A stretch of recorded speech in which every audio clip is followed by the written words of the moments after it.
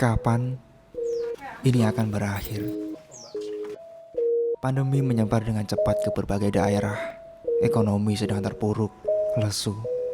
Usaha menengah dan mikro dipaksa untuk menutup sementara usahanya. Entah sampai kapan. 1 bulan, 1 tahun. Boleh jadi besok lusa semua sudah kembali seperti semula, berangsur membaik. Yakinlah, tidak ada yang mustahil. Sama halnya situasi dunia yang tak menentu saat ini, penuh kebimbangan. Bersabar dan tetap kokoh dengan keteguhan hati. Apakah sabar memiliki batasan? Aku tahu jawabannya sekarang. Ketika kesulitan, terpuruk pilus dalam apapun akan luruh oleh orang yang sabar. Gunung-gunung akan rata, lautan akan kering. Tidak ada yang mampu mengalahkan rasa sabar. Selemah apapun fisik seseorang, sekali di hatinya punya rasa sabar, dunia tidak bisa menyakitinya. Tidak bisa. Terima kasih banyak untuk tempat yang telah mengajarkan pelajaran ini. Kapan ini akan berakhir?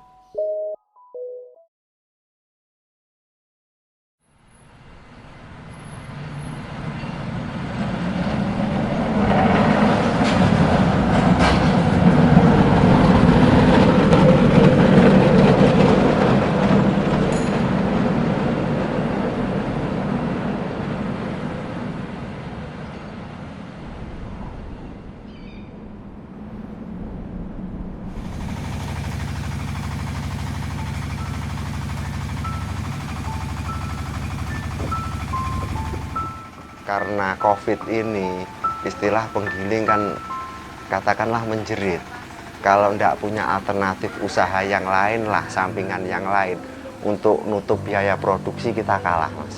Terus persaingan semakin banyak, karena apa? Kan banyak yang ibu, terutama wanita ya, yang dulunya bekerja karena pandemi akhirnya dirumahkan. Nah, satu-satunya yang bisa dikerjakan lewat rumah kan online. Kalau kita lihat Tulungagung, sebenarnya kota ini punya banyak potensi. Kita sayang aja dengan banyak banget sumber-sumber mentah yang dipunya, kemudian ini tidak tergarap optimal seperti itu. Padahal kalau kita lihat ekonomi kreatif, industri kreatif, ini cukup menjanjikan sebenarnya.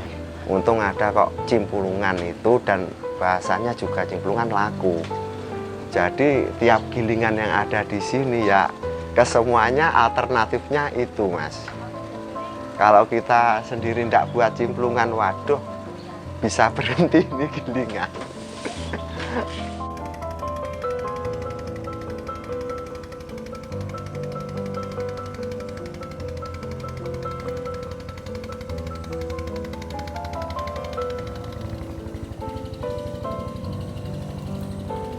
Dari Masnya kan sebenarnya suami suka sama Cimplungan, beberapa kali jualan Cimplungan pada kapok, 1 kali beli sudah. Terus Masnya punya temen punya gilingan, nyoba katanya kan enak. Terus sama suami direkomendasikan suruh ngambil di sana.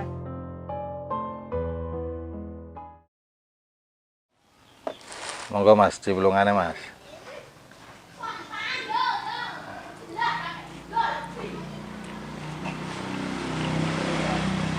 Cimplung ki biyen jamanku sik bocah Mas. Nganti saiki ki jan senenganku. Cara gawene cimplung ki langsung, dadi ora nang critane obat gula. Opahe ya kuwi mau ngasile mau awake dhewe nggo sekilo. Kok sing 1/2 kilo diparene karo bapak-bapak iki mau. Kok karo bapak yo dibagi. Lah aku kan yo karo kanca-kancaku yo weh lah 1/2 kilo wis jaman semono sugih lho Mas.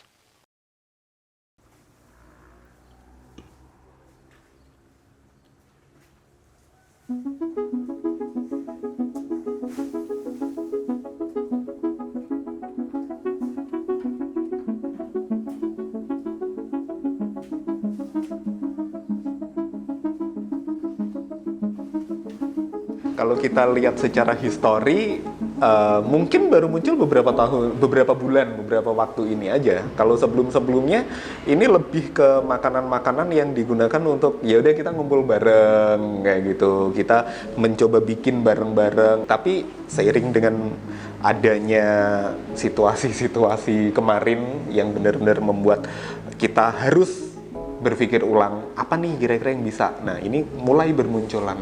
Ya namanya usaha terombang-ambing kok kita malah kalah. Supaya bisa menutup biaya produksi, kita harus mikir alternatif yang lain.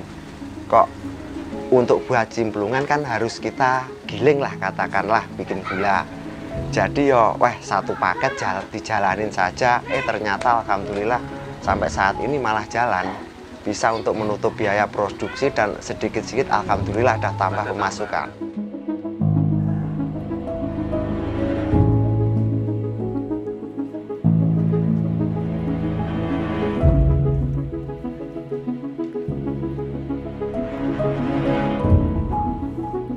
Ya, Nyonya sendiri kan punya teman-teman grup perkumpulan juga. Jadi dari teman-teman itu ya dikabari dulu. Jadi ini sudah punya istilahnya 10 reseller.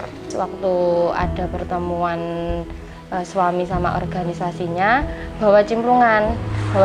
Nah, dari situ teman-temannya pada bilang, wah enak, daripada cuma dibawa waktu organisasi, kenapa kok nggak dijual? Karena si yang punya gilingan kan nggak paham masalah online. Siapa sing ngerti yo, sing iso dodol online. Terus suami sama titip nih bujuku, mas bujuku dodolan online. Dari situ ke saya gitu. Jadi sekarang akhirnya fokusnya ke gilingan tebu sama cimplungan. Ini bisa dibilang apa ya, mereka mencoba untuk mencari solusi ekonomi dari kira-kira apa nih yang bisa kita garap, apa yang bisa kita kerjakan, dan ternyata ketemu itu tadi. Ini bisa menjadi dua value untuk promosi yang bagus sebenarnya. Ini tantangan untuk bisa membuat gimana sih agar produk ini itu bisa dikirim sampai keluar kota tanpa ada bahan-bahan yang berbahaya gitu. Dalam artian adalah pengawet dan lain-lain.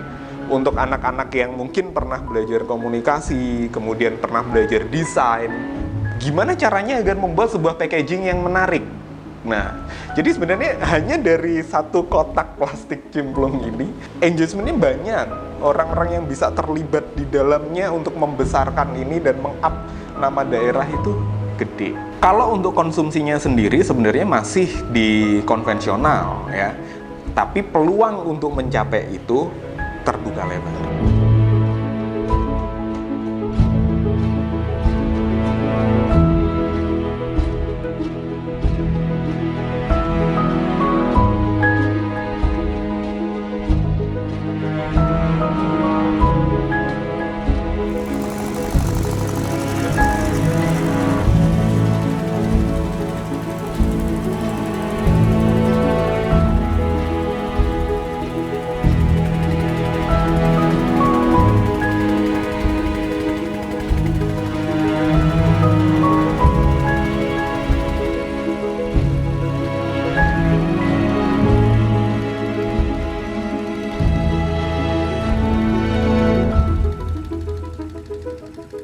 Untuk daerah Galek sama Blitar kan belum ada gilingan.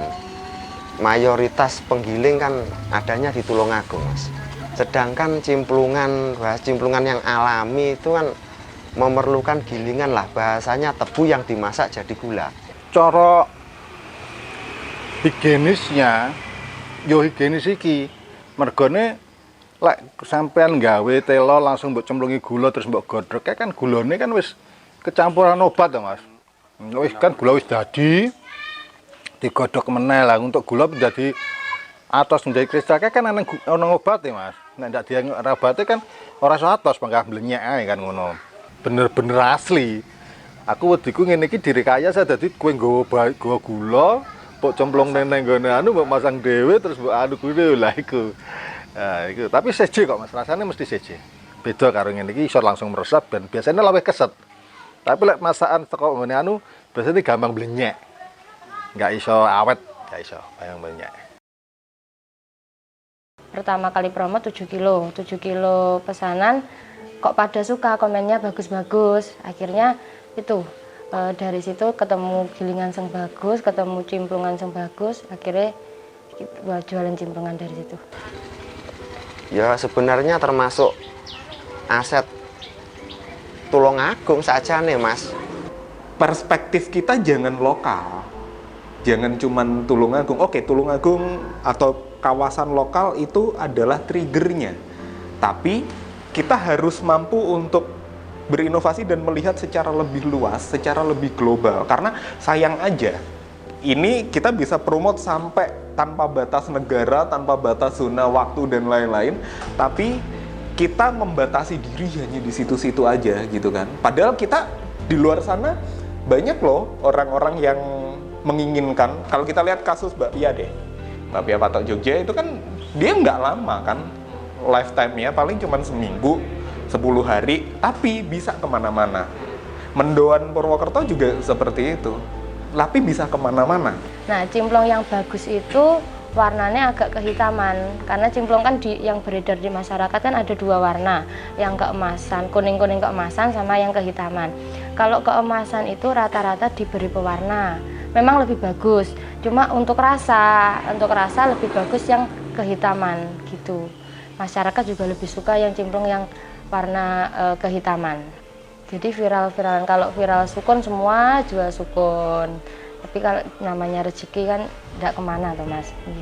Ya kalau pemasaran sendiri itu lebih gencar, mungkin katakanlah dibantu untuk pemasaran, itu malah kita sendiri suka Mas.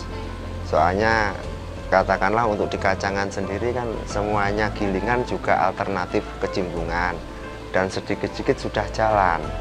Cuman untuk menambah pemasukan kan apabila cimplungannya semakin banyak yang laku, kita sendiri kan ya dikit-dikit ada untungnya Mas. Soalnya bahasa alternatif ini sebenarnya kan keterpaksaan juga, karena giling dirasa karena COVID juga sangat berat. Akhirnya kita kan menemukan yaitu penemuan alternatif cimplungan untuk menutup biaya produksi.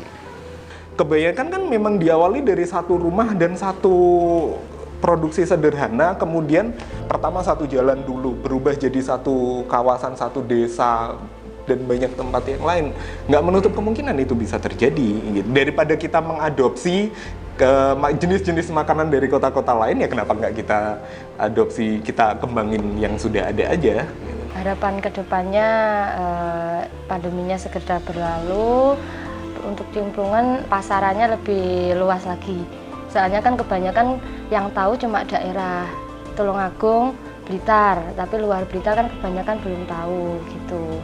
Soalnya nggak semua gilingan bisa buat cimplung gitu. Pengennya seperti itu. Tapi ya muga-muga wae ana pengusaha utawa ya wis penak ngomong wong wira swasta sing iso gelem promosikne utawa membuat ikon bahwasanya iki lho jajanan khas Tulungagung sing urung ana ning liya desa utawa liya kabupaten. Di tengah wabah seperti ini, kita belum tahu sampai kapan ini akan berakhir, tapi sektor perekonomian tidak boleh sampai berhenti. Inovasi itu tetap kita perlukan. Sebenarnya kalau diberdayakan ini malah bisa jadi ikonnya Tulungagung kira-kira. Harusnya kan. Saya Dimas Prakoso, saya sehari-hari sebagai dosen komunikasi dan penyiaran Islam Yayan Tulungagung, sekaligus International Relation Representative untuk Eropa, Asia, dan Amerika Yayan Tulungagung. Maya Wulansari, nama saya. Mas Eko Mas.